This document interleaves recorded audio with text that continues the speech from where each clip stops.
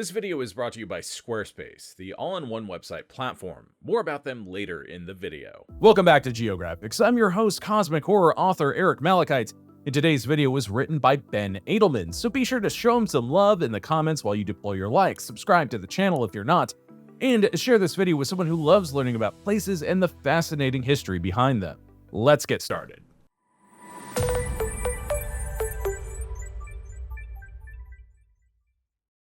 For cities all over the world, landmarks serve as a defining symbol.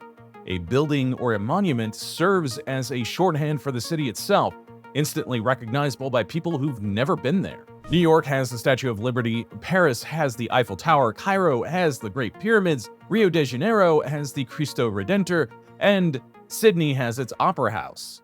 For the Midwestern American city of St. Louis, that distinctive landmark is the Gateway Arch.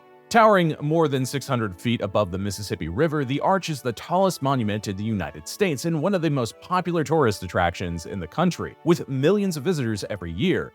Originally built to commemorate the settling of the American West, the arch has become in many ways a monument to the time in which it was built, the mid-20th century, a time when it seemed like America could do anything. It was a modern marvel of engineering and construction, having to invent new concepts and practices to successfully put the arch up. While the arch is a beloved St. Louis landmark today, it was far from universally acclaimed originally.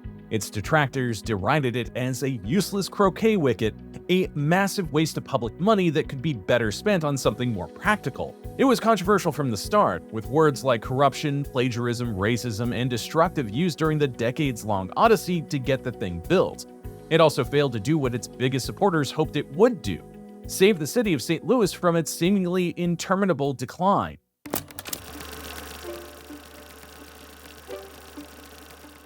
There was a time in the early 20th century when it appeared that St. Louis, Missouri would become one of the great cities of the world. It was the fourth largest city in America according to the 1900 census and was home to some of the country's largest companies, including the Anheuser-Busch Brewery, the Purina Animal Food Mill, and the Rawlings Sporting Goods Company. It was a remarkable rise for St. Louis, which was founded as a small settlement on the west bank of the Mississippi River in 1764 by French colonists, who named it for French King Louis IX, who was posthumously made a saint of the Catholic Church. St. Louis became part of the United States after the Louisiana Purchase in 1803 and was the jumping-off point for the famous Lewis and Clark expedition to explore the newly acquired territory to the west. Thousands of people would follow in their wake, giving St. Louis the nickname Gateway to the West. Originally deriving most of its economy from river traffic, the city later became a major industrial and railroad hub after the Civil War. The city was so influential at the turn of the century that in 1904 it played host to two major international events: the World's Fair and the Summer Olympics. However, by the 1930s, it seemed like the good times were over. Like the rest of the country, St. Louis was mired in the Great Depression, and property values in St. Louis's downtown area had dropped over 60%. No respectable person wanted to live in St. Louis, which was choked with an almost permanent haze caused by industrial pollution, not to mention the river, which was, in a word, disgusting. As a solution to the problem, newly elected Mayor Bernard Dickman decided that the area of the St. Louis riverfront needed to be cleared out, a popular form of urban renewal during this period known as a slum clearance program. But what would the city do with the land once the existing structures were torn down? That's where Luther Ely Smith, an influential lawyer and friend of former President Calvin Coolidge, came in. Smith envisioned a national memorial on the riverfront commemorating this settlement of the American West. St. Louis officials used money from the federal government and the power of eminent domain to seize and destroy nearly 40 blocks worth of buildings along the riverfront between 1939 and 1942. By the time the demolition finished, almost every building in the area had been razed, destroying not just the rundown buildings, but hundreds of perfectly serviceable structures as well, including many historic buildings that were almost a century old. Thousands of residents and local businesses were forced out, but they were far from the only ones unhappy with the scheme. The election held to approve the issue was tainted by widespread allegations of fraud, and the whole project was seen by many as nothing more than a corrupt bargain between city officials and real estate interests to pump up the value of other downtown properties not in the cleared zone. If you want your business to be as famous as the Gateway Arch, you're going to need a fancy website to get the word out, and today's sponsor, Squarespace, is just what you're looking for. Squarespace is the all-in-one website platform, perfect for entrepreneurs, whether you're a businessman or a builder looking to create the greatest arch the world has ever seen. Squarespace has all the tools you need to get the job done all in one place and on your terms. With Squarespace's next-generation website engine, the Fluid Engine, you'll be able to choose from a template and customize it to your heart's content. And unlike using an expensive web designer, your website will be fully functional on desktop and mobile from the get-go. And now, introducing Design Intelligence, Squarespace's brand new service that combines 2 decades of industry-leading design expertise with cutting-edge AI technology to unlock your strongest creative potential. Design Intelligence empowers anyone to build a beautiful, more personalized website tailored to their unique needs and craft a bespoke digital identity to use across one's entire online presence. And best of all, if you're looking to sell your wares on your website, Squarespace offers flexible payment options with simple but powerful tools. Accept credit cards, PayPal, and Apple Pay, and in eligible countries, your customers will have the option to buy now and pay later with Afterpay and ClearPay. Ready to get started? Check out squarespace.com for a free trial, and when you're ready to launch, go to squarespace.com/geographics to save 10% off your first purchase of a website or domain. Now, back to the video.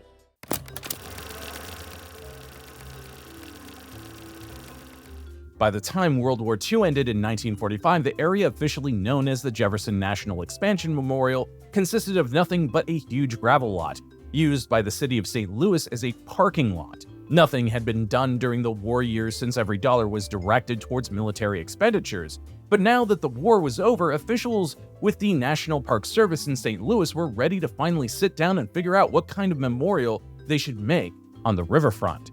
Architects were invited to submit designs to a competition held in 1947, with the winner receiving a $40,000 prize and the honor of having their design built into reality. Most of the submitted designs were, according to the jury, uninspiring. Not at all the bold architectural statement they were looking for. All except for one design, that is. Submitted by young architect Aaro Saarinen. Saarinen, the son of a famous architect himself, had immigrated with his family to America from Finland when he was a child, and had spent his entire career in his father's shadow. His design, which he hoped would set him apart as an independent designer, featured as its centerpiece a gigantic triumphal arch, made not out of limestone or marble like the classical monuments of Washington, D.C., but out of a distinctly 20th century material. Stainless steel, baby. The arch would symbolize St. Louis's historic role as gateway to the West. When Saarinen's design was finally chosen as the winner in February 1948, it was met with controversy as well as praise. Its supporters called it innovative and awe-inspiring, while its critics dismissed it as a stainless steel hitching post or an oversized croquet wicket.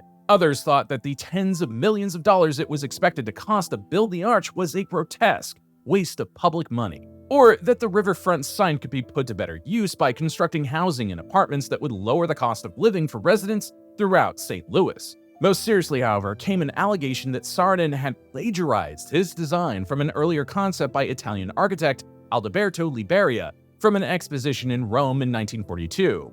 The drawings of the two arches did look similar, but Saarinen insisted that he'd never seen Liberia's design before. It never got off the drawing board because of Italy's defeat in World War II.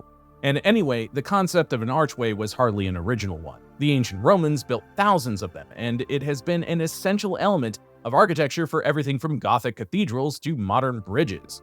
Still, it wasn't a great start for the ambitious project, and it only got worse as years turned into a decade and still construction hadn't even started yet. The reason? Widespread argument about who was supposed to pay for it. The site officially belonged to the federal government, so the city argued that Congress should allocate money for it, while the feds retorted by pointing out that St. Louis was the one that wanted the arch, so they should pay for at least a portion of it. They also faced opposition from the owner of the elevated railroad that ran the length of the memorial site, who were reluctant to relocate their tracks, particularly if it was going to cost them money. By the time construction of the arch actually began in 1963, Aaro Saarinen was dead. He died of a brain tumor at the age of 51 in September 1961.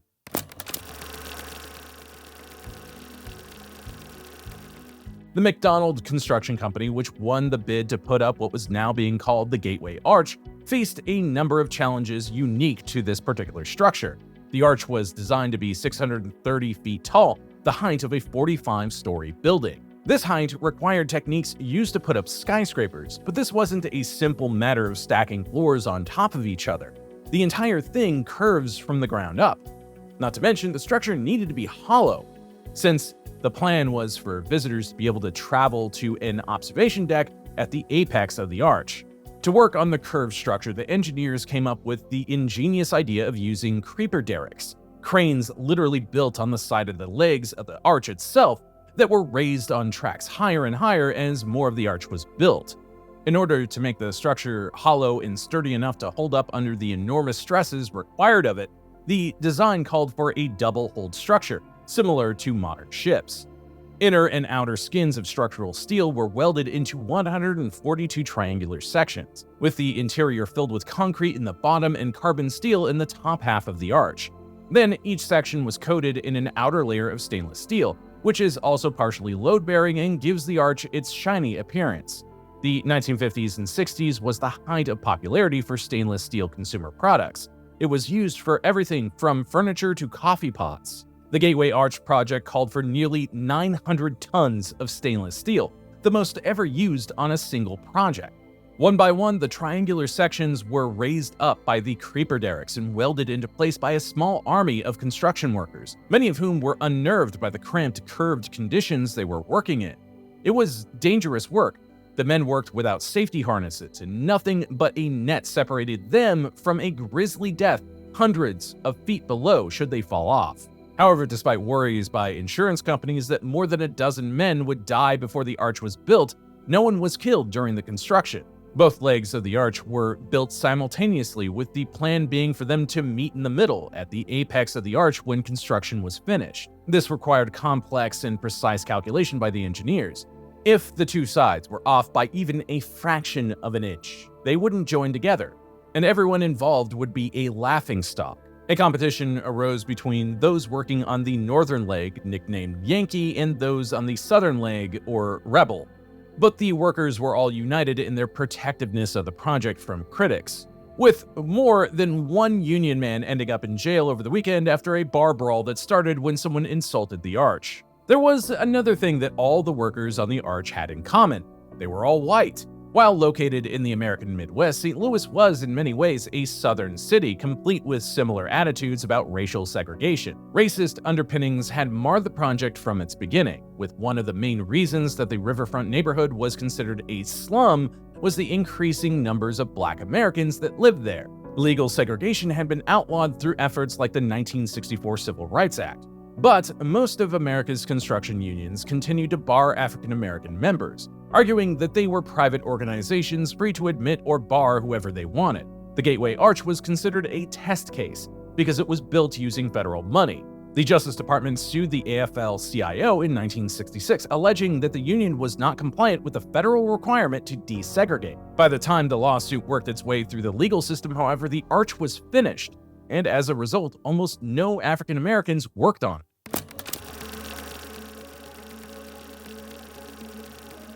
Finally, after 3 decades of planning and dreaming, the keystone of the Gateway Arch was installed on October 28, 1965, witnessed by dignitaries including Vice President Herbert Humphrey. Because the sun had expanded the steel, hydraulic jacks needed to be used to pry the two legs apart long enough for the keystone to be installed and welded into place. This did not mean the arch was finished, however. It would take nearly 2 more years to finish the interior and the underground visitor center so that the structure could be open for tourists. One of the problems engineers faced was how to get sightseers from the ground to the top. A traditional elevator couldn't work. By the time the car made it to the top, the poor passengers would be tilted completely sideways. Various combinations of elevators, stairwells, and escalators were also considered and discarded as impractical. Eventually, an innovative tram design was hit upon that combines elements of an elevator and a Ferris wheel. The passenger cars automatically tilt several times as the tram ascends to the top, keeping it upright and preventing the passengers from toppling over. The first tram load of passengers went up on June 24, 1967, discharging their passengers at an observation deck at the very top of the arch. Many visitors are disappointed with what they find. The windows are rather small and require most guests to lean over in order to see out of them. But the unique design of the structure prevented the designers from making them any bigger. Larger windows would compromise the integrity of the arch itself, and they figured complaints about small windows were better than risking a catastrophic collapse.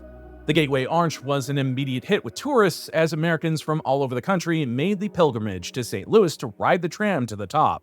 Even many foreign tourists, such as then Prince Charles of the United Kingdom, made the long trek deep into the American heartland to the arch, which quickly became as famous and beloved as the Statue of Liberty or the Washington Monument. Cracks about it being a croquet wicket quickly vanished as people appreciated the sheer monumentality of the arch and the effort that went into building it.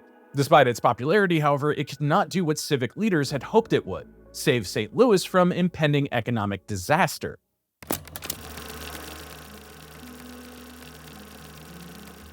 In many ways, St. Louis never really recovered from the Great Depression. The decline that began in the 1930s only accelerated in the following decades, as the city became ground zero in the suburbanization and white flight that was being repeated in cities all over the country. The building of the interstate highways and the rise of car culture caused millions of people to leave cities for suburban communities, where there was more room and fewer undesirable people around, because people suck. Businesses followed suit as the American industrial economy collapsed entirely beginning in the 1970s. No city in America was harder hit by these economic and societal changes than St. Louis, which went from being the 8th largest city in America in 1950, population 857,000, to 76th in 2020, population 302,000, an incredible 65% decline over the previous 70 years. Much of this can be laid at the feet of a series of short-sighted city leaders who routinely mortgaged the future of St. Louis in exchange for short-term gains. Considering the incredible decline in the city's tax base, for example, their plan to bulldoze 40 square blocks of houses and businesses for a national monument seems to have been a particularly bad idea, particularly since historic old buildings and neighborhoods have seen skyrocketing property values in recent years, such as in New York's Greenwich Village.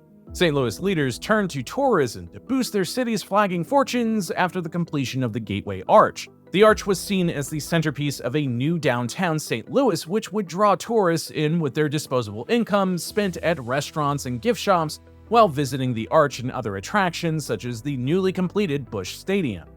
The city even brought in the legendary Walt Disney in the early 1960s to discuss the possibility of building an Eastern Disneyland on the St. Louis waterfront, right next to the arch, which probably would have saved the city, but Disney quickly turned his attention to the swamps of Central Florida instead, and it was the city of Orlando that ended up getting those billions of tourist dollars instead.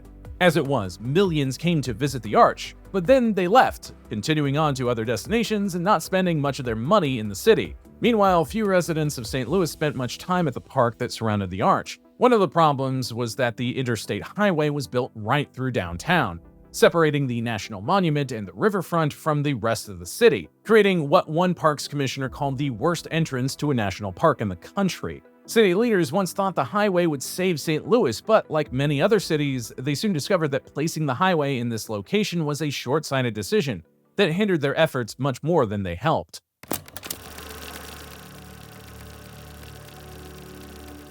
In recent decades, a lot of work and money has gone into updating the grounds surrounding the arch to make it more attractive and reconnect the waterfront with the rest of the city. The primary effort was to put a cap over Interstate 44, creating a manicured entrance to the arch from downtown that is much nicer looking and smells much less like exhaust fumes than the previous one. It also serves to connect the arch with the other part of the park's grounds, St. Louis's old courthouse, infamous in American history as the building where the Dred Scott slavery case was heard. It is hoped that this project, in conjunction with others aiming at revitalizing St. Louis's downtown, will finally bring much-needed tourist dollars to more of the city, which will help raise funds for other civic improvements that bring in more money and so on. Only time will tell if this finally will work out for the city. As for the arch itself, it is as popular as ever, with more than 3 million tourists every year coming to see it. The structure is considered as sturdy as when it was finished 60 years ago, although maintenance workers have noticed periodic water leakage into the interior and some exterior corrosion that engineers say does not threaten the structure itself. An act of Congress renamed the site from Jefferson National Expansion Memorial to Gateway Arch National Park in 2018. Yet another controversial decision that critics say is designed to draw more tourists to St. Louis by giving it the more prestigious national park designation, despite the fact that it is considerably smaller than all the other national parks in the system, and doesn't preserve any natural spaces either, by the way. It is amazing, considering all the headwinds that went into the project, that the Gateway Arch even happened at all. It probably couldn't have happened in the modern age. There simply would have been too many people opposed to it, and they would have actually been listened to, unlike back in the 1930s. Though it's a monument to the Louisiana Purchase and America's westward expansion, it can also be seen as a monument to the American century, the period of time between the end of World War II and the onset of the turbulent 1960s and 1970s, when it seemed like America was invincible. This was the same time when the country was preparing rockets to send to the moon, an age of steel and glass and towering structures, when everything was larger than life. So why not build the world's tallest arch in St. Louis? Current and future historians will probably argue about whether or not the Gateway Arch should have been built, but the fact is, it was built. And short of some sort of catastrophe, it isn't going anywhere anytime soon. It is undoubtedly the modern American monument. I hope you learned something today, and if you dug today's video, be sure to smash that like button, subscribe to the channel if you're not, and share this video with someone who loves learning about famous places and the history that's forever etched them into the public consciousness. I'm Eric Malachite, and I'll see you next time, Space Cowboy.